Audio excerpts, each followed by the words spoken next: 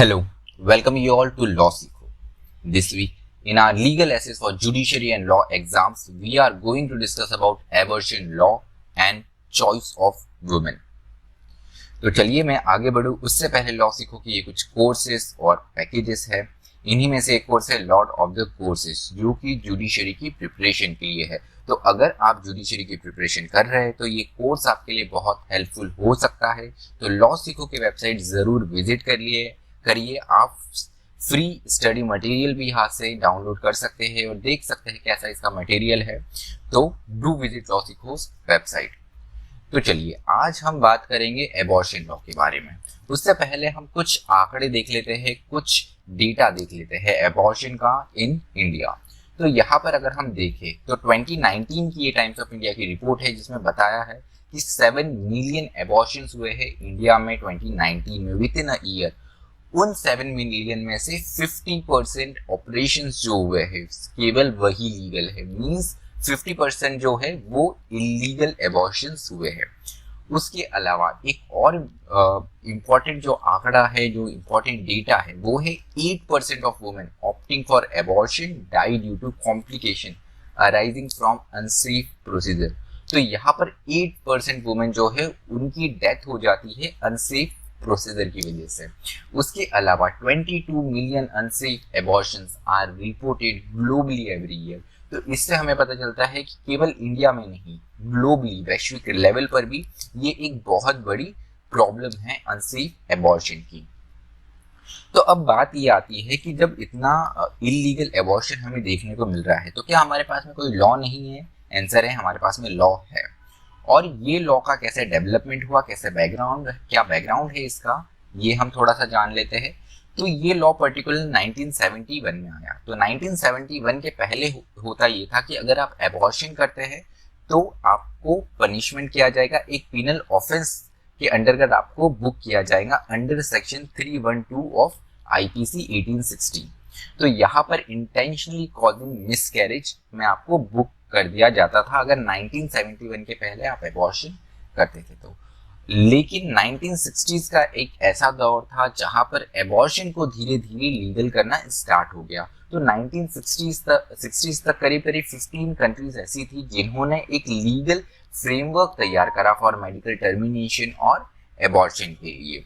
तो उसी को देखते हुए इंडिया में भी इस डिस्कशन की बात हुई, इस एक पूरा डिबेट यहाँ पर स्टार्ट हुआ कि क्या हमारी कंट्री में भी लीगल फ्रेमवर्क कोई होना चाहिए क्या। उसी को देखते हुए 1964 में शांतिलाल शाह कमेटी जो है उसे बनाया गया।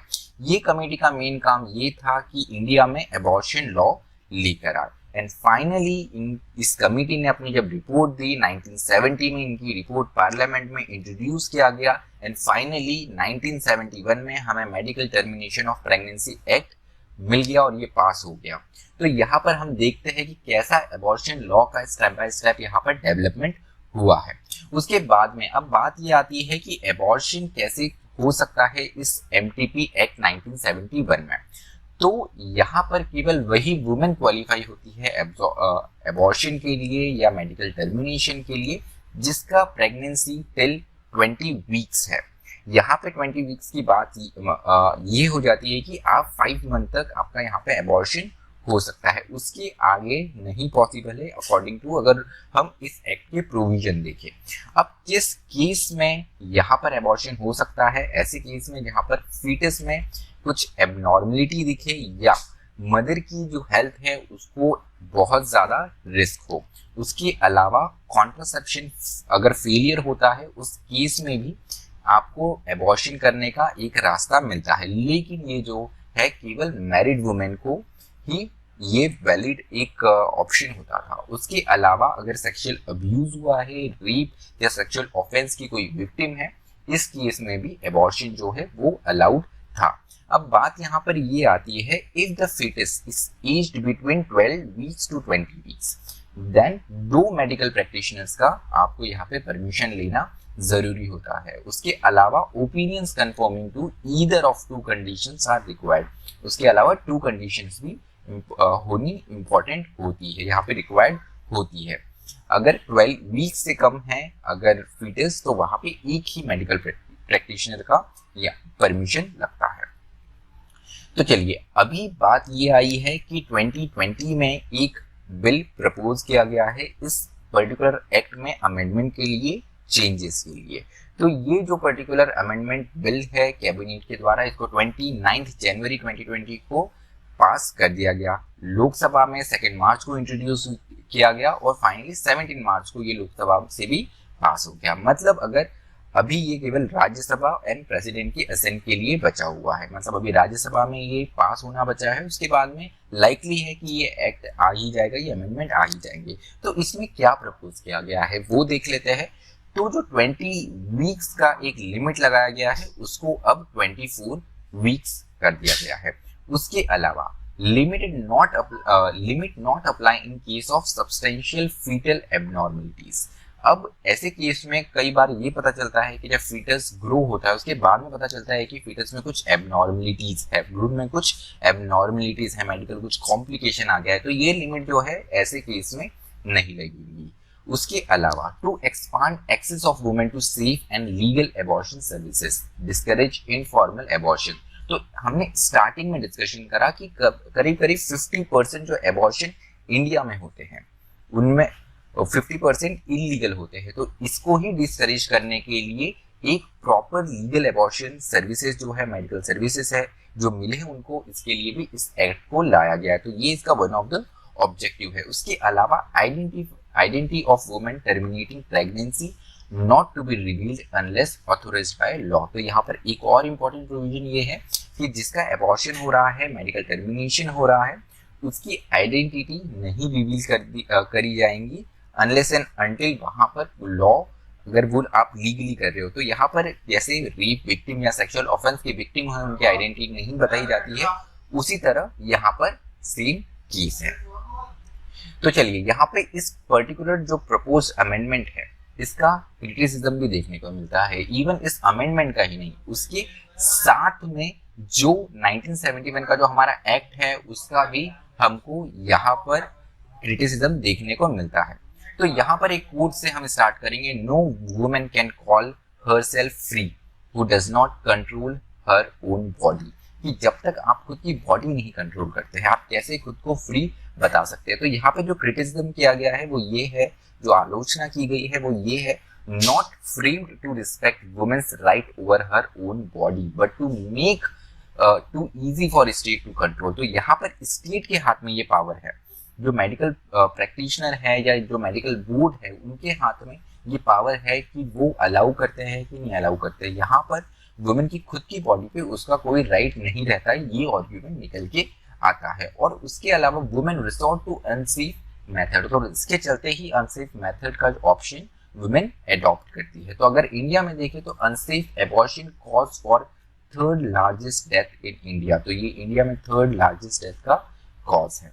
उसके अलावा अगर हम देखें तो यहाँ पर इस आर्ग्यूमेंट को डेटा से भी सपोर्ट किया जाता है कि अगर हम देखें जितनी रिक्वेस्ट करी हुई है अबॉर्शन की, उसमें जो मेजॉरिटी ऑफ जो रिक्वेस्ट की गई है उसमें रीजन जो किया गया है उसमें 118 अगर हम देखें 48.60% जो है वो रेप या सेक्सुअल ऑफेंस से जुड़ी हुई चीजें हैं। उसके अलावा फीटल एनोमली या फीटल एबनॉर्मलिटीज जो है ये भी 48.10%, मतलब करीब करीब 95% से ज्यादा जो है ये 2 रीजन ही अकाउंट करते हैं। उसके अलावा कई बार ऐसा भी देखने को मिलता है कि सेक्सुअल ऑफेंस का केस हुआ और वहां पर बहुत टाइम बाद पता चलता है कि एक्चुअली में वो जो विक्टिम है वो प्रेग्नेंट है। तो उस केस में कई बार देखने को मिलता है कि अगर परमिशन मांगी जाती है लेकिन लॉ के रिस्ट्रिक्शन के कारण परमिशन नहीं दी जाती है कोर्ट के द्वारा, तो ये भी एक प्रॉब्लम सामने आती है। अब बात ये आती है कि कॉन्स्टिट्यूशन के बारे में अगर हम देखें, राइट टू एबॉर्शन और कॉन्स्टिट्यूशन ऑफ इंडिया के बारे में अगर हम देखें तो यहाँ पर देखेंगे Mrs x versus union of India का केस हुआ है जहां पर सुप्रीम कोर्ट ने स्पेसिफिकली बोला है a woman right to make reproductive choice is also a dimension for her personal liberty under article 21 of the Indian constitution. तो article 21 का इंपॉर्टेंट पार्ट माना गया है कि वुमेन का ये राइट होता है कि वो अपनी रिप्रोडक्टिव चॉइस कर सके। तो चलिए हम यहाँ पे हमारे डिस्कशन के लास्ट में आ गए। यहाँ पर एक कोट से हम खत्म करेंगे, that there is no freedom, no equality, no full human dignity and personhood possible for women until they assert and demand control over their own bodies and reproductive process. The right to have an abortion is a matter of individual conscience and conscious choice for the women concerned. तो इस particular point पे हम आज का discussion यहाँ पर खत्म करते हैं। आपका क्या ओपिनियन है इस टॉपिक के बारे में, इस अमेंडमेंट के बारे में एंड चॉइस ऑफ वुमेन की जो हमने बात करी उसके बारे में आपका जो भी ओपिनियन हो आप कमेंट बॉक्स में जरूर लिखिए। और अगर आपको कोई स्पेसिफिक टॉपिक पे डिस्कशन चाहिए तो वो भी आप कमेंट बॉक्स में मेंशन कर सकते हैं। Thank you so much for listening me. Stay tuned to law सीखो।